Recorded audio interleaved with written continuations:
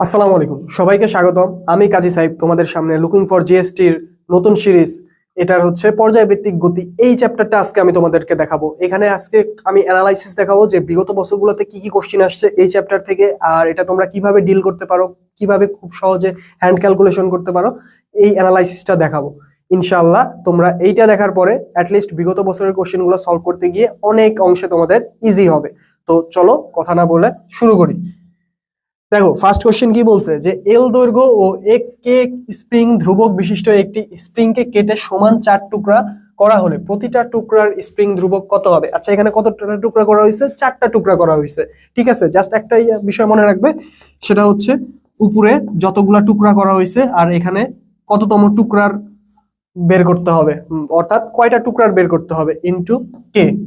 এখানে তাহলে কয়টা টুকরা করা হয়েছে? উপরে 4টা টুকরা করা হয়েছে, তাহলে উপরে 4, প্রতিটা টুকরার কত বের করতে হবে? 1 আর ইনটু কে, তাহলে এটার আসলে কত? 4K। তাহলে এটার অ্যান্সার কি হবে? স্প্রিং ধ্রুবক তাহলে কি হবে? 4K। 4K আশা করি বুঝছো।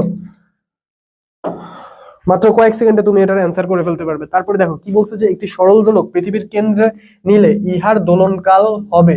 এটা দেখো জিএসটি 24-25-এ আসছে, জিএসটি 24-25-এ আসছে, তাহলে এটা ইজি আছে।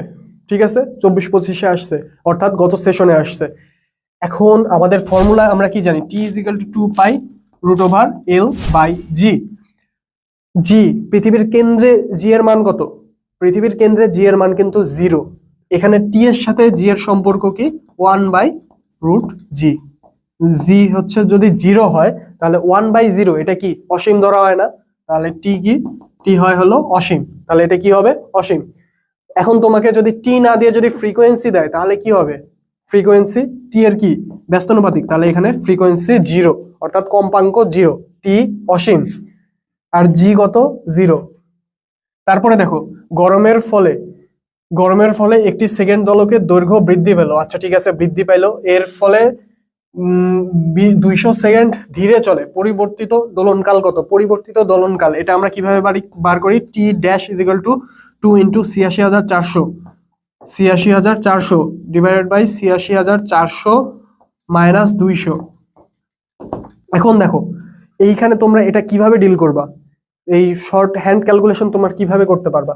এখন এইখান থেকে যদি তুমি এটা মাইনাস করো তাহলে কি আসে? 2 ইন্টু 86,400 ডিভাইডেড বাই নিচে কত? 86,200। ঠিক আছে, এখন যদি 86,200 আর 86,400 এটাকে যদি তুমি ক্যালকুলেট করো তাহলে তুমি কি বুঝতে পারতেছো? যে 1 এর থেকে একটু বেশি হচ্ছে, তাই তো? 1.0000 সামথিং অথবা 1.00 সামথিং এটা হচ্ছে, এটাই তো বুঝতে পারতেছো। তাহলে এইটুকু আমি যদি নিয়ে আসি তাহলে এটা 1 পয়েন্ট সামথিং। এখন এই 1 পয়েন্ট সামথিং আর 2 দিয়ে যদি আমি গুণ করি তাহলে 2 পয়েন্ট সামথিং। ওকে, এখন 2 পয়েন্ট সামথিং, 2 পয়েন্টের আশেপাশে কোনটা আছে? 2 পয়েন্টের আশেপাশে কোনটা আছে? না, এটা 2 এর থেকে কিন্তু একটু বেশি হওয়ার কথা। তাহলে এখানে যেহেতু 2 পয়েন্টের থেকে একটু বেশি নাই, আমি এটা সি দাগায় দিতে পারি। ওকে, আশা করি বুঝছো ক্যালকুলেশন। এরকম অ্যাজাম্পশন মেথড বা এই অ্যাজাম্পশন করে তোমাদের কিন্তু ক্যালকুলেশন করতে হবে। অনেক হ্যান্ড ক্যালকুলেশন আছে যেগুলা কিন্তু টাফ ক্যালকুলেটর ছাড়া, তো তোমাদের তখন এইভাবে বের করে করে অপশন ইলিমিনেট করে তোমাদের ক্যালকুলেশন করতে হবে।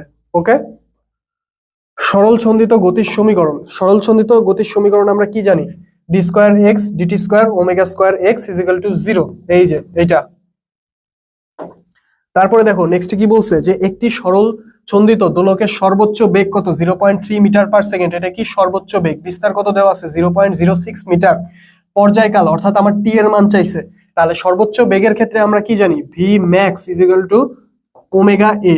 V max is equal to omega A, বিস্তারের মান দেওয়া আছে, তাহলে এখান থেকে আমি এ ওমেগাটা বের করে ফেলতে পারবো না? তাহলে ওমেগা ইজ ইকুয়াল টু আমি কি লিখতে পারি? V by A. ভি এর মান কত? সর্বোচ্চ বেগ 0.3 ডিভাইডেড বাই এ এর মান কত? 0.06। 0.06। এটা এখন আমি ক্যালকুলেশন কিভাবে করতে পারি? দশমিকগুলো আমি তুলে দিলাম আমার সুবিধার্থে, ইন্টু 100, 0 0 কাটা। এখন 3 দিয়ে যদি এটাকে কাটি 2, আর উপরে 10 নিচে 2, তাহলে 2 দিয়ে কাটলে 5। অ্যান্সার কত আসলো? ওমেগার 5। এখন আমার কি করতে হবে? আমরা কি জানি? Omega is equal to 2 pi by T, অথবা T is equal to 2 pi by omega. তাহলে সেই ফর্মুলাটা এখন আমি এখানে অ্যাপ্লাই করি, 2 পাই বাই ওমেগা। 2 পাই ওমেগার মান কত পাইছি? 5, তাহলে 2 pi by omega 2 pi by omega, pi by omega, 2 pi by omega, sorry 2 pi by 5। দেখো চলে আসছে অ্যান্সার। তারপরে নেক্সট নেক্সট কি বলছে? আচ্ছা এটা হচ্ছে তোমার ফর্মুলাতে, আচ্ছা এখানে ফর্মুলা চাইছে বুঝছো। এই আগের কোশ্চিন আর এই কোশ্চিনের মধ্যে একটু এক্সচেঞ্জ হয়ে যায়, অপশনগুলো সেম আছে বাট কোশ্চিনটা এক্সচেঞ্জ হয়েছে। তাহলে এখানে জাস্ট হয়তো ফর্মুলা চাইছে যে টি এর ফর্মুলা, অর্থাৎ পর্যায়কালের ফর্মুলা কত, আর একটা কিসের ফর্মুলা চাইছে। আচ্ছা টি এর যদি ফর্মুলা বের করতে বলে তাহলে সেটা কি 2 pi root over L by জি। তারপর দেখো নেক্সট কোশ্চেন কি বলছে, যে সরল ছন্দিত গতিসম্পন্ন বস্তুর সরণের সমীকরণ কত, x is equal to 2 sin 3t। আচ্ছা স্প্রিং ধ্রুবক কে এর মান দেওয়া আছে, টি এর মান দেওয়া আছে পাই বাই 9, এর বিভব শক্তি কত একক, বিভব শক্তি চাইছে। বিভব শক্তির কি আমাদের ফর্মুলা জানা আছে? আচ্ছা বিভব শক্তি আর গতিশক্তির ফর্মুলা কি? গতিশক্তি সমান আমরা কি জানি, হাফ কে এক্স স্কোয়ার, সরি এ স্কোয়ার মাইনাস এক্স স্কোয়ার, এটা কি গতিশক্তির ফর্মুলা। আর বিভব শক্তির ফর্মুলাটা কি ভাই তাইলে?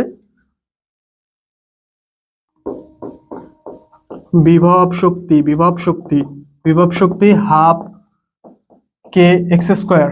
তাহলে আমি যদি বলি মোট শক্তির ফর্মুলা কি, মোট শক্তি, মোট শক্তির ফর্মুলা, এই ফর্মুলা কিন্তু মাথায় রাখতে হবে, হাফ কে স্কোয়ার। মোট শক্তি সমান কি গতিশক্তি প্লাস বিভব শক্তি না, সেইখান থেকে হাফ কে স্কোয়ার আসছে। তো এখন বিভব শক্তি বার করার জন্য আমার কি কি লাগবে, কে এর মান দেওয়া আছে, আর এখানে আমার এই এক্স এর সমীকরণ, এক্স এর সমীকরণ থেকে এই এক্স এর মানটা আমি বের করে ফেলতে পারবো না। টি এর তো মান দেওয়া আছে পাই বাই 9, তাহলে সেটা কি হবে, এখান থেকে যদি আমি এটা বের করি তাহলে এক্স এর মান আমি বের করলাম 2 সাইন 3 ইন্টু টি এর মান কত পাই বাই 9, পাই বাই 9, 3 3 কাটা, তাহলে 2 সাইন পাই বাই 3 মানে root 3 by 2, root 3 by 2 sine, sine pi by 3 মানে কত, সাইন পাই বাই 3 অর্থাৎ সাইন 60 ডিগ্রি। আচ্ছা দেখো দেখো দেখো 2 sine 3t, 3 into pi by 9, pi by 9, তাহলে এটা কাটা 3, তাহলে কি থাকলো 2 সাইন পাই বাই 3, এর মান কত রুট 3 বাই 2, 2 2 কাটা, তাহলে এক্স এর মান কত দাঁড়াইলো রুট 3, এক্স এর মান কি দাঁড়াইলো রুট 3। এখানে যদি আমি এখন মানটা বসাই দিই, হাফ কে এর মান কত 30, কে এর মান হচ্ছে 30 ইন্টু রুট 3, রুট 3 এর উপরে কত হয় বর্গ, রুট 3 এর উপরে বর্গ, রুট 3 এর উপরে বর্গ, রুট 3 এর উপরে যদি বর্গ করি তাহলে 3, এই 2 দিয়ে এটাকে কাটলাম 15 ইন্টু 3, 3 15 45, 3 15 45, 3 15 45, এই যে অ্যান্সার 45। তো দেখো শেষ হয়ে গেল তোমাদের পর্যায়বৃত্তিক গতি, ঠিক আছে, পর্যায়বৃত্ত গতি এই চ্যাপ্টারটা শেষ হয়ে গেল। এই চ্যাপ্টারে তুমি কোশ্চেন অ্যানালাইসিস করে কি বুঝলা, যে এখান থেকে তোমাদের এই স্প্রিং রিলেটেড কাটাকুটির এইগুলা একটু আসছে, তারপরে এই বেশিরভাগই আসছে বিভব শক্তি গতিশক্তি এই রিলেটেড। তো তোমাদের ফর্মুলাটা মাথায় রাখতে হবে, আর যেগুলো দেখা দিচ্ছি জাস্ট এইটুকু যদি অ্যানালাইসিস করে তুমি পড়তে পারো, ইনশাআল্লাহ এইখান থেকে যেগুলা কোশ্চেন আসবে তুমি অ্যান্সার করতে পারবা, ঠিক আছে। আর এটার তো মেন যে তোমাদের কনসেপ্ট ধরে ধরে পড়ানো, সেটা আমাদের পূর্ণাঙ্গ ব্যাচে অবশ্যই আমি সেখানে পড়াবো, একদম তোমাদের কনসেপ্ট ক্লিয়ার হয়ে যাবে, যাদেরও একদম বেসিক সম্পর্কে ধারণা নাই, বা এই চ্যাপ্টারগুলো তোমাদের একাডেমিকেও কম পড়ছো বা অ্যাডমিশনে তোমরা যারা আগে কম পড়ছো, সেইখানে আমি একদম ইনশাল্লাহ ক্লিয়ার করে দিব। তো আশা করি তোমাদের এই কোশ্চেন অ্যানালাইসিস ভিডিওটা ভালো লাগছে। যদি ভালো লাগে থাকে তাহলে অবশ্যই একটা লাইক, একটা কমেন্ট ডান লিখে দিও, আর অসমিয়াম আর এওপির সাথে থাকো।